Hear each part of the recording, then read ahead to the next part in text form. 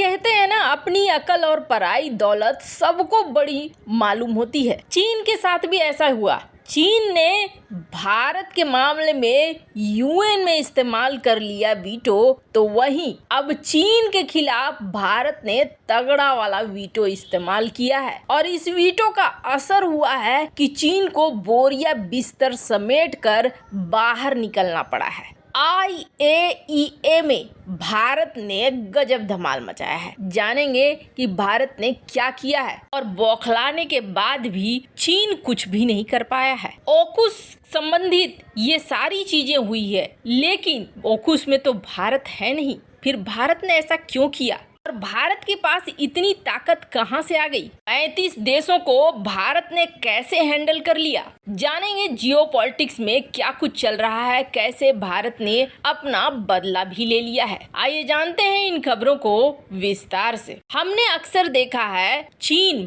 भारत के खिलाफ यूएन में हमेशा वीटो का इस्तेमाल कर लेता है, खास तौर पर तब जब पाकिस्तानी आतंकियों को वैश्विक आतंकी घोषित करवाना होता है, तब चीन इस फॉर्मूले को बहुत ज्यादा इस्तेमाल करता है। जैसे कि हाल ही के कुछ दिनों पहले चीन ने साजिद मीर, जो कि 26/11 के मुंबई हमले में शामिल था, इसको वैश्विक आतंकी घोषित करने से मना कर दिया, ब्लॉक कर दिया था। और ये पहली बार नहीं है जब चीन ऐसा करता है। चीन ने पहले भी कई बार इस तरीके की हरकत की है और अब भारत को मिल गया सबसे बड़ा वाला दाव और भारत ने 35 देशों के साथ ये बड़ा खेल कर दिया। और खेल ऐसा हुआ कि चीन को बाहर निकलना पड़ गया। दरअसल आपको याद होगा ये ओकुश डील, जिस ओकुश डील में एक पैक्ट साइन किया गया था, जिस पैक्ट में ऑस्ट्रेलिया, यूके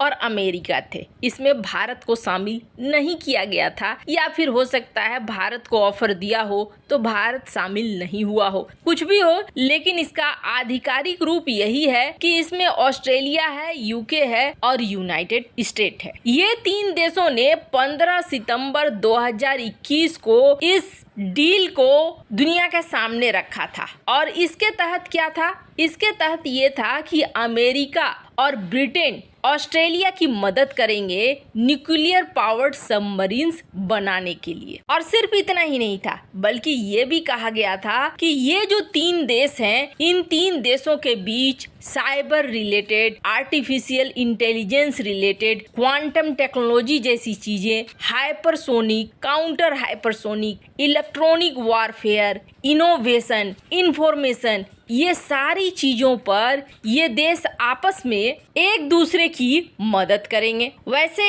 ये जो तिकड़ी बनी, ये तिकड़ी खास तौर पर बनाई गई थी चीन को काउंटर करने के लिए, और चीन इस बात को समझ गया था। चीन ने बोला पहले तो एक क्वाड था और अब ये ओकुस आ गया। हालांकि जब ओकुस डील हुई तो भारत को चिढ़ाया भी चीन ने ये कहा कि देखो भैया, बड़ी बड़ी अच्छी अच्छी टेक्नोलॉजी के लिए इन्होंने 3 देशों की ही टीम रखी है, तुमको तो इन्होंने दूध में पड़ी मक्खी की तरह निकाल दिया इस डील से। सोचो, प्राइम टेक्नोलॉजी तुम्हें देना नहीं चाहते हैं, इसी वजह से तो तुम इसमें हो नहीं। हालांकि अगर भारत इसमें होता तो भी फिर यही बात होती कि ये तो एक नया क्वाड बन गया है, एशिया का नाटो नंबर 2 बन गया है। आपको बता दें, चीन क्वाड को एशिया का नाटो कहता है। हालांकि इस डील के साथ एक कंट्रोवर्सी ने भी जन्म लिया था, और हुआ ये था कि ऑस्ट्रेलिया की पहले से फ्रांस के साथ डील थी, और ये डील करीब 56 बिलियन यूरो यानी कि 90 बिलियन डॉलर की थी। उस डील को तोड़कर ऑस्ट्रेलिया ने अमेरिका और ब्रिटेन के साथ ये डील कर ली थी। फ्रांस इस पर बहुत गुस्सा हुआ था, बहुत नाराज भी हुआ था। फ्रांस ने अपना विरोध भी दिखाया था। हालांकि उसके बाद फिर ऑस्ट्रेलिया ने फ्रांस को जुर्माना दिया और ये मामला शांत हुआ था। हालांकि इस डील की खटास फ्रांस के मन में अभी भी है, और कई बार देखने को मिलता है कि फ्रांस और अमेरिका कई जगहों पर आमने सामने आ जाते हैं। डील का सबसे बड़ा बदला यूएई के साथ 80 राफेल फाइटर जेट का सौदा करके फ्रांस ने अमेरिका से लिया, क्योंकि यूएई खरीदने वाला था अमेरिकी फाइटर जेट, लेकिन यूएई ने अमेरिकी फाइटर जेट को कैंसिल कर दिया और कैंसिल करके राफेल के लिए डील फाइनल कर ली। अब जब ये सारी चीजें होने लगी, ऑस्ट्रेलिया और चीन में बनती बिल्कुल भी नहीं है। हाल के दिनों में ये खटास बहुत ज्यादा बढ़ गई है, और तब और भी ज्यादा बढ़ गई है जब ऑस्ट्रेलिया के नजदीक जाकर सोलोमन द्वीप पर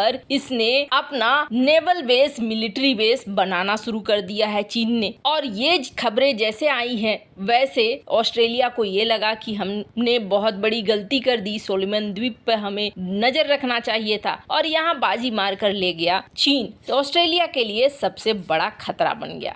ऑस्ट्रेलिया ने अमेरिका, यूके से कहा कि न्यूक्लियर सबमरीन के प्रोसेस को तेज करो, और इससे हड़बड़ाकर चीन ने सोचा कि अगर ये देश इस तरीके से न्यूक्लियर पावर्ड बन जाएंगे, खासतौर पर ऑस्ट्रेलिया, तो मेरे लिए समस्या खड़ी हो जाएगी। और चीन यकीन करता है समस्या को पहले ही खत्म कर देने में। चीन तुरंत लेकर पहुंचा ऑकस की डील को IEA यानी कि इंटरनेशनल एटॉमिक एनर्जी एजेंसी। आप सोचेंगे ये क्या है, तो आपको बता दें 1957 में इसे बनाया गया था और वियना ऑस्ट्रिया में इसका हेडक्वार्टर है। पहले इसे कहा जाता था एटॉम्स फॉर पीस, बाद में इसका नाम बदल दिया गया और इसका नाम रखा गया IAEA। इसका काम क्या है? इसका काम है कि जो भी देश हैं वो न्यूक्लियर के नियमों का पालन करें, ताकि ऐसा न हो कि हथियारों की होड़ शुरू हो जाए और इसके वजह से दुनिया में अशांति हो जाए और एक समय पृथ्वी ही खत्म हो जाए। किस तरीके से हम न्यूक्लियर टेक्नोलॉजी का इस्तेमाल कर सकते हैं शांति पूर्वक अपने एनर्जी सेक्टर में, बाकी सेक्टर में, लेकिन सुरक्षा में भी कर सकते हैं, लेकिन ऐसा नहीं है कि विनाशक हथियार बनाना शुरू कर दें। इन सारी चीजों को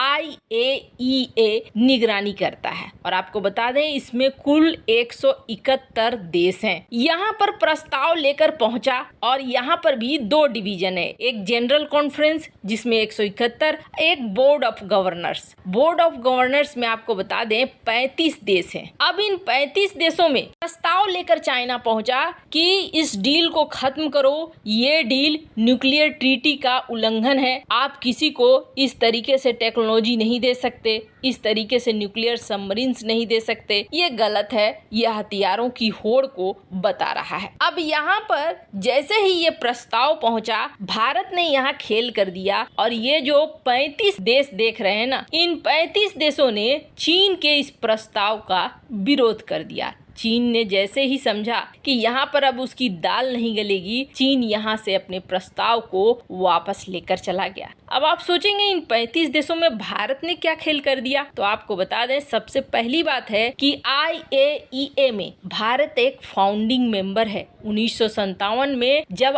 IAEA बना उसी समय भारत इसका सदस्य था। और ये जो लिस्ट में 35 देश देख रहे हैं, इस वक्त इन 35 देशों में भारत की पकड़ बहुत अच्छी है और भारत ने यहाँ तगड़ी वाली कूटनीति खेल दी। चीन को समझ में आ गया कि उसका यहाँ पर दाल गलने वाला नहीं है और भारत के इस जबरदस्त एक्शन ने चीन को बाहर निकलने के लिए मजबूर कर दिया। वैसे आपको क्या लगता है, भारत ने सही किया या नहीं? कमेंट कर अपनी राय जरूर बताएं।